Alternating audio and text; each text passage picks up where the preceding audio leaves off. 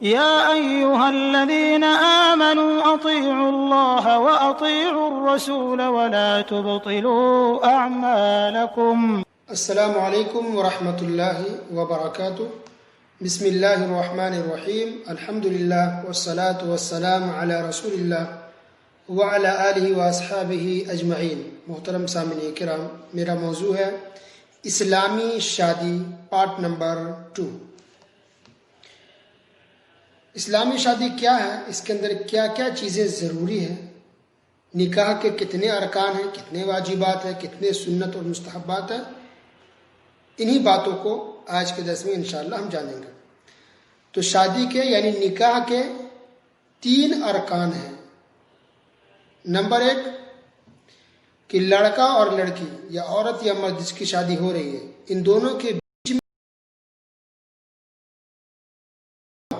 شادی کرنے میں تو شرعی رکاوٹ کیا ہو سکتی ہے شادی کرنے میں؟ کہ مثلا یہ دونوں آپس میں محرم نہ ہو، کیونکہ محرم سے شادی نہیں ہوتی، غیر محرم ہونا چاہیے. اسی طرح عورت عدت میں نہ ہو، مثلا کوئی بیوہ ہے عدت گزار رہی ہے، عدت ختم ہونے سے پہلے شادی نہیں ہو سکتی ہے، عدت ختم ہونے کے بعد ہی شادی ہوتی ہے. ایک رکاوٹ یہ بھی ہو سکتی ہے کہ لڑکی مسلم ہے اور لڑکا کافر ہے، کیا شادی ہو سکتی ہے؟ کبھی بھی نہیں ہو سکتی. کافر لڑکے سے کبھی بھی شادی کرنا جائز نہیں ہے، وہ شادی مانی ہی نہیں جائے گی، وہ زنا ہوگی، بدکاری ہوگی. تو لازمی لڑکا مسلمان ہونا چاہیے، کسی بھی ہندو یا کرسچن یا یہودی، کوئی بھی اسلام کے علاوہ کسی بھی اور مذہب کا ماننے والا ہو، لڑکا اگرچہ اچھا ہو، پڑھا لکھا ہو، اچھے اخلاق ہو، سب کچھ ہو، اگر وہ مسلمان نہیں ہے تو اس سے شادی بالکل نہیں ہو سکتی. تو یہ سب چیزیں ہوتی ہیں رکاوٹ. تو پہلا رکن نکاح کا یہی ہے کہ لڑکا اور لڑکی کے بیچ میں کوئی شرعی رکاوٹ نہ ہو، یعنی دونوں ایک دوسرے کے لیے حلال ہو، جائز ہو، تبھی شادی ہوگی. یہ پہلا رکن ہوگا کہ کوئی شرعی رکاوٹ شادی کرنے میں نہ ہو. نمبر 1 پہلا رکن یہ ہے. دوسرا رکن نکاح کا ایجاب، اور تیسرا رکن قبول. تو ایجاب کیا ہے؟ ایجاب کہتے ہیں کہ لڑکی والا یعنی لڑکی کا باپ، یا اگر باپ نہیں تو لڑکی کا بھائی، یہ کہے کہ میں اپنی بچی کی شادی، اپنی بہن کی شادی آپ سے کرتا ہوں، آپ کے نکاح میں دیتا ہوں. اسی کو کہتے ہیں اسلام کی نظر میں یا حدیث کے اندر یا اسلامی لفظ میں ایجاب، کہ لڑکی کے ولی یہ کہے کہ میں اپنی بچی کی شادی آپ سے کرتا ہوں یا آپ کے نکاح میں دے رہا ہوں. تو یہ دوسرا رکن ہے. تو جب یہ وہ کہہ دے تو لڑکا کہے قبلت، مجھے قبول ہے. تو لڑکا کہے مجھے قبول ہے، اس کو کہتے ہیں قبول. تو یہ تیسرا رکن ہے. آسان ہے. تو پہلا رکن ہوا، 3 رکن ہیں، 3 ارکان ہیں نکاح کے. پہلا کہ لڑکا اور لڑکی کے بیچ میں کوئی شرعی رکاوٹ نہیں ہو. تو رکاوٹ کیا بتایا گیا کہ لڑکا مسلمان ہونا چاہیے، کافر سے شادی نہیں ہوگی، لڑکی عدت میں نہ ہو، یا دونوں محرم نہ ہو ایک دوسرے کے لیے، غیر محرم ہونا چاہیے. تو یہ پہلا رکن ہے. دوسرا رکن ایجاب، اور تیسرا رکن قبول. تو ایجاب قبول کیا ہے وہ بتایا گیا. تو 3 ارکان ہو گئے. رہی بات شروط کی، تو نکاح کے 4 شروط ہیں، نکاح کی 4 شرطیں ہیں صحیح ہونے کے لیے.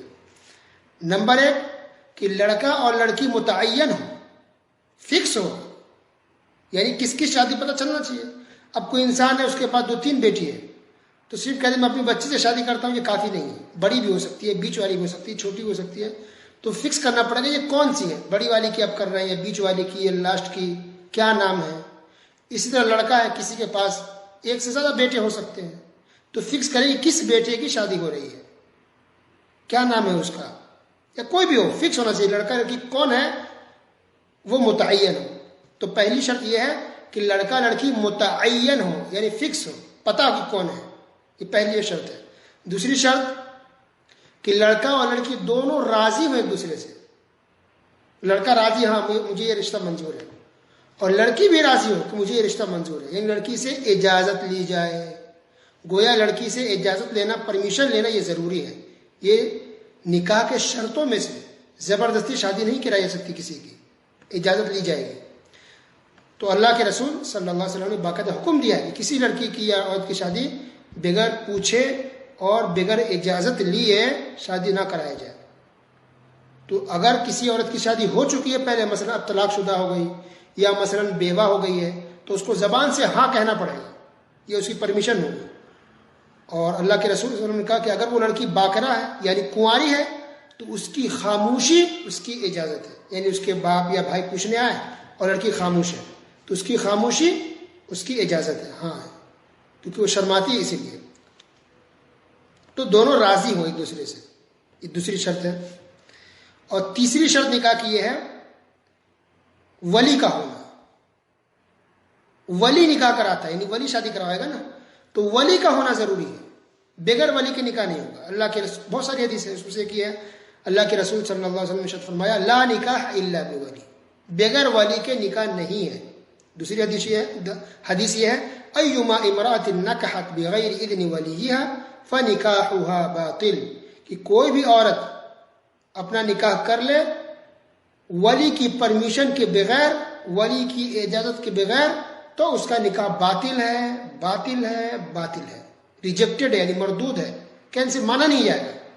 اس بات کو اللہ کے رسول صلی اللہ علیہ وسلم 3 مرتبہ دہرایا کہ اس کا نکاح نہیں مانا جائے گا، باطل ہو جائے گا. کس کا؟ جو عورت یا لڑکی خود سے ہی شادی کر لے ولی کی اجازت کے بغیر، یعنی بھاگ کے کر لے، کورٹ میرج کر لے. تو کیا پتہ ہے حدیث سے؟ کورٹ میرج اسلام میں جائز نہیں ہے. جا کے کورٹ میرج کر لے، چھپ کے شادی کر لے، چھپ چھپا گھر سے نکل کے بھاگ کے شادی کر لے، یا بھاگی نہیں گھر میں لیکن چپ چاپ سے وہ شادی کر کے بیٹھی ہوئی، کسی کو پتہ نہیں چل رہا گھر والے کو، تو یہ زنا ہے، یہ بدکاری ہے، یہ نکاح نہیں مانا جائے گا. ایک اور حدیث دیکھیے، اللہ کے رسول صلی اللہ علیہ وسلم نے فرمایا لا تزوج المرأة المرأة، کہ کوئی بھی عورت کسی اور عورت کی شادی نہ کرائے. ولا تزوج المرأة نفسها، اسی طرح کوئی عورت یا لڑکی خود اپنی شادی بھی نہیں کرائے. اللہ اکبر. کچھ عورت کہتی ہے نا ہم تو ہیں، مجھے سب پتا ہے، ہم اپنی شادی کر سکتے ہیں، غلط بات ہے. ولا تزوج المرأة نفسها، کوئی عورت کوئی لڑکی اپنی شادی بھی نہیں کر سکتی ہے خود سے. فإن الزانية هي التي تزوج نفسها، پیارے نبی صلی اللہ علیہ وسلم نے صاف لفظوں میں کہا کہ زناکار بدکار جو عورتیں ہوتی ہیں، جو بدکار لڑکیاں ہوتی ہیں، وہ خود اپنا نکاح کرتی ہے یا اپنا شادی کر لیتی ہے.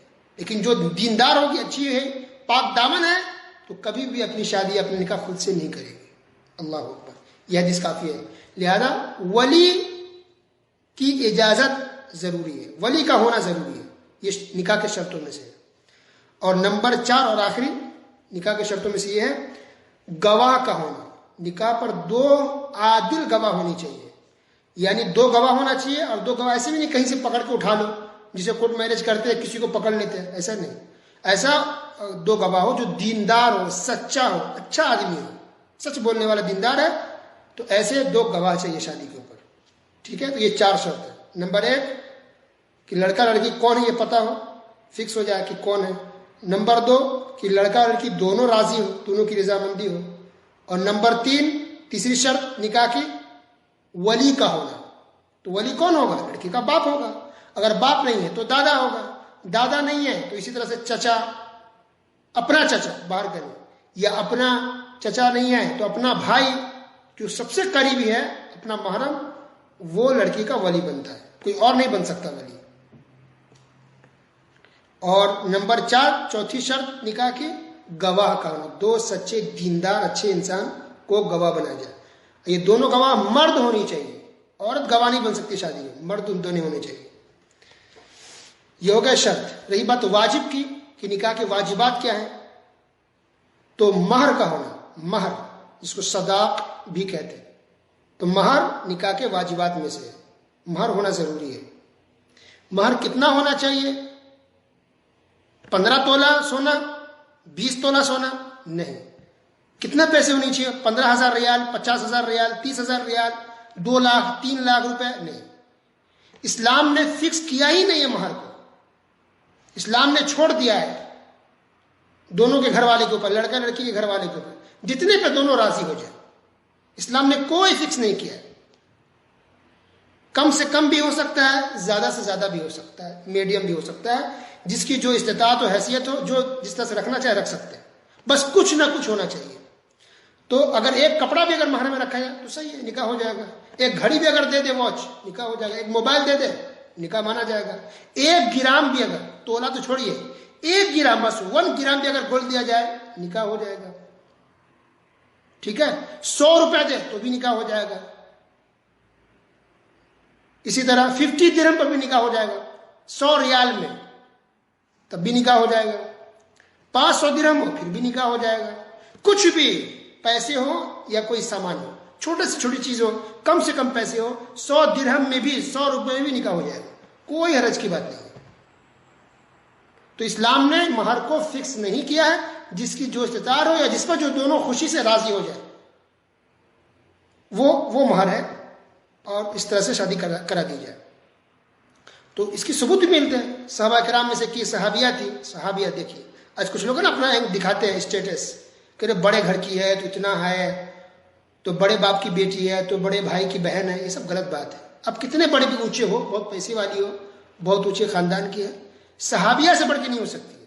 یعنی نبی صلی اللہ علیہ وسلم کے زمانے کی جو عورتیں تھیں ان کے پیر کے دھول کے برابر بھی آپ کی حیثیت نہیں ہے. یاد رکھیے, اتنا اونچا اللہ نے صحابیات کو, صحابہ کرام کو مقام دیا. تو ایک صحابیہ ایسی تھی جنہوں نے شادی راضی ہو گئی صرف ایک جوتے کے اوپر, صرف ایک جوتی. تو اللہ کے رسول نے پوچھا بھی کہ بس تم ایک جوتی پر شادی کر رہی ہو؟ ہاں ٹھیک ہے, تو نکاح پڑھا دیا گیا. تو جب انہوں نے ایک جوتی پر صرف شادی کر لیا, نکاح مانا گیا, تو آج کیوں نہیں کر سکتی ہے؟ اور آج کیوں نہیں ہو سکتا ہے کہ جو لوگ اسٹیٹس بنا کے اور بڑھا کر کے اتنا مہر رکھے کسی کی شادی نہیں رہی ہے؟ تو انشاءاللہ باقی آگے بھی اس کو ڈیٹیلز میں ہم بیان کریں گے. صرف آج اتنا سمجھیے کہ مہر کوئی فکس نہیں ہے. 100 روپے میں, 100 درہم میں, 50 درہم میں, 100 میں, 1 درہم میں, 1 ریال میں, جتنے پہ دونوں راضی ہو جائے اتنے شادی ہو سکتی ہے. ایک کپڑے میں, ایک ڈریس میں بھی شادی ہو سکتی ہے. اسلام نے فکس نہیں کیا. تو مہر لیکن ہونا, کچھ نہ کچھ ہونا چاہیے. ایک صحابی ایسے تھے جو بہت غریب تھے, کچھ بھی نہیں تھا, تو انہوں نے قرآن کی کچھ آیتیں سکھا دی اپنی بیوی کو, وہی اس کا مہر مان لیا گیا. تو یہ واجب ہے مہر دینا. رہی بات مستحب کی کہ نکاح کے مستحبات کیا ہیں, مسنون کیا ہے, تو مستحبات میں سے ایک یہ ہے کہ لڑکا لڑکی ایک دوسرے کو ایک نظر دیکھ لیں. ایک نظر, لڑکا تو دیکھتا ہی ہے, لڑکی کو بھی دیکھنے کا حق ہے کہ ایک نظر وہ دیکھ لے. اس تعلق سے حدیث بھی موجود ہے, اللہ کے رسول صلی اللہ علیہ وسلم کو کہا بھی ہے ایک صحابی کو کہ تم دیکھ لو جس سے شادی کرنا چاہ رہے ہو. ٹھیک ہے, تو یہ بھی مستحب میں سے ہے, دیکھنا اچھی بات ہے. بعد میں کوئی نہ کہے مجھے پسند نہیں, مجھے اچھی نہیں لگی یا مجھے اچھا نہیں لگا, ایک نظر دیکھ سکتے ہیں. لیکن صرف ایک نظر کی بات ہے. آج جو لوگ دوستی کرتے ہیں, باقاعدہ اگر بات شادی کی ہو جاتی ہے تو چیٹنگ کرتے ہیں یا کال پہ بات کرتے ہیں یا باہر ملنے کے لیے جاتے ہیں, تو یہ سب غلط ہے. یہ ناجائز طریقہ, حرام ہے. یہ غیر مسلموں کا طریقہ ہے جو ڈیٹ پہ لے کے جاتے ہیں. 2 ڈیٹ 5 ڈیٹ ان کے چلتے ہیں, آخر میں شادی نہیں ہوتی, شادی ٹوٹ جاتی ہے, ہوتی نہیں ہے. تو حرام ہو گیا. اگرچہ پکا رشتہ ہو گیا, بات طے ہوگی, تم کنفرم ہے کہ ہاں یہ شادی ہوگی, پھر بھی جب تک کہ نکاح نہیں ہو جاتا آپ شوہر نہیں بنے. جب تک کہ آپ کا نکاح نہیں ہوا آپ بیوی نہیں بنی. آپ ایک دوسرے کے لیے غیر محرم ہیں. آپ کو ایک دوسرے پہ بات کرنا, چیٹ کرنا, کالنگ کرنا یا آپس میں ملنا جلنا یہ جائز نہیں ہے. تنہائی, یہ خلوت جائز نہیں, یہ حرام ہے, یہ گناہ ملے گا. یاد رکھیے, اگرچہ رشتے فکس ہو گئے, جب تک کہ نکاح نہیں ہوا آپس میں بیوی ہسبینڈ وائف نہیں بنے ہیں, اس لیے اس سے پہلے ملنا جلنا یا بات کرنا صحیح نہیں ہے. بس ایک نظر دیکھ لیا گیا, اس وقت جو پوچھنا ہو پوچھ سکتے ہیں, کچھ بات کرنا ہو تو کر سکتے ہیں, وہ بھی گھر والے کے سامنے. اس کے بعد نہیں, اکیلے میں ملنا صحیح نہیں ہے جب تک کہ شادی نہیں ہو جاتی ہے. اچھا, مستحبات میں سے ایک یہ بھی ہے کہ نکاح کے وقت مسنون خطبہ مسنونہ پڑھی ہے. یعنی ان الحمدللہ نحمدہ ونستعینہ ونستغفرہ ونعوذ باللہ من شرور انفسنا, پڑھتے ہیں نا بیانوں میں خطبہ مسنونہ. تو اس کو نکاح کے وقت پڑھنا مستحب ہے. یہ کون پڑھیں گے؟ یہ شیخ صاحب جو قاضی جو نکاح پڑھائیں گے وہ پڑھیں, یہ مستحب ہے. اسی طرح اعلان ہو نکاح کا, یعنی چپ چاپ شادی نہ ہو, گھر میں بند کر کے چپ چاپ شادی کرنی نہیں. کچھ لوگوں کو پتہ چلنا چاہیے, پڑوسیوں کو, کچھ رشتہ داروں کو معلوم ہو. اللہ کے رسول صلی اللہ علیہ وسلم نے حکم دیا واقعہ اعلان کا, لوگوں کو بتاؤ, پتہ چلے کہ شادی ہو رہی ہے کس کی. ٹھیک ہے, اب آج تو خیر اس معاملے میں عمل کر رہے ہیں, کچھ زیادہ ہی لوگ آج کل اعلان کر دیتے ہیں, بہت لمبا چوڑا محفلیں لگاتے ہیں. اس کی ضرورت نہیں, بس پتہ چل جائے کہ شادی ہو رہی ہے. دف کا استعمال کرنا, دف کیا ہے؟ دف ایک تو ڈھول ہوتا ہے, وہ غلط ہے. دف کہتے ہیں ایک طرف کھلا ہوتا ہے, ایک طرف سے بنا ہوتا ہے, ایک طرف کھلا ہوتا ہے, چھوٹا سا ہوتا ہے, تو اسی ہاتھ سے اس کو دباتے پیٹتے ہیں تو آواز نکلتی, اس کو دف کہتے ہیں. تو دف کا استعمال کرنا بھی مستحب ہے, ضروری نہیں ہے, اگر چاہے تو استعمال کر سکتے ہیں. دف, ڈھول نہیں, ڈھول گانا بجا ڈی جے تو حرام ہے, ناجائز ہے. دف کا استعمال کیا جا سکتا ہے. اسی طرح کچھ نظمیں پڑھی جا سکتی، کچھ اچھے اشعار اور کچھ نظمیں و نشید، یعنی یہ بھی نکاح کے موقع پر یا شادی کے موقع پر پڑھنا صحیح ہے، لیکن یہ عورتوں کے لیے ہے، خواتین کو پرمیشن اللہ کے رسول صلی اللہ علیہ وسلم نے دی ہے. لیکن اشعار یا نشید ایسے ہوں جو اچھے اخلاق والے ہوں، اچھے الفاظ ہوں، اس میں غلط چیزیں نہ ہوں، شرک بدعت والے الفاظ نہ ہوں، یا ادھر ادھر کی اشکیا، ایسے جو بے حیائی والے جو اشعار ہوتے ہیں، اخلاق سے گری جو چیزیں ہوتی ہیں وہ نہیں ہونی چاہیے. اچھے صاف ستھرے الفاظ ہوں نشید کے، نظم کے، تو وہ بھی پڑھے جا سکتے ہیں، صحیح ہے. اور جب نکاح ہو جائے تو نکاح کے بعد ولیمہ کرایا جائے، تو ولیمہ کرانا سنت مؤکدہ ہے. ٹھیک ہے، یہی ہے. اب کسی کا نکاح ہو گیا تھا، اس کو دعا دیں، بارک اللہ لک و بارک علیک وجمع بینکما فی خیر. یہ دعا دیا نکاح کے بعد، بس یہی ہے اسلام کے اندر. اب دیکھیے کتنا آسان ہے، اس میں لمبے خرچے کی کوئی بات نہیں آئی، کوئی اٹھا پٹک لمبے چوڑے مجلسیں محفلیں کچھ بھی نہیں ہے، کتنا آسان ہے. تو پھر خلاصہ بیان کرتا ہوں میں آج کے درس کا کہ 3 ارکان ہیں نکاح کے، وہ بتا دیا کیا کیا ہے. 4 شرطیں ہیں نکاح کے، وہ کیا کیا 4 شرطیں وہ بتا دیا گیا. اس کے بعد واجبات میں سے مہر ادا کرنا، یہ نکاح کے واجبات میں سے. مستحب میں سے بتایا گیا کہ ایک دوسرے کو دیکھنا مستحب ہے. خطبہ مسنونہ ہونا چاہیے، نکاح کے بارے میں لوگوں کو بتائے، خبر کر دی جائے نکاح سے پہلے. کچھ نظمیں پڑھ سکتے ہیں، دف بجا سکتے ہیں، اور پھر ولیمہ کرنا چاہیے، سنت مؤکدہ ہے. اور نکاح کے بعد ایک دوسرے کو دعا دینی چاہیے. بس یہی اسلامی نکاح ہے، یہی اہم بات ہے جس کا جاننا مسلمانوں کے لیے ضروری ہے، اور انسان کو، ہر مسلمان کو معلوم ہونا چاہیے. ٹھیک ہے، باقی باتیں انشاءاللہ اگلے درسوں میں سنیں گے. وصلی اللہ علی نبینا محمد وعلی آلہ وصحبہ اجمعین. والسلام علیکم ورحمۃ اللہ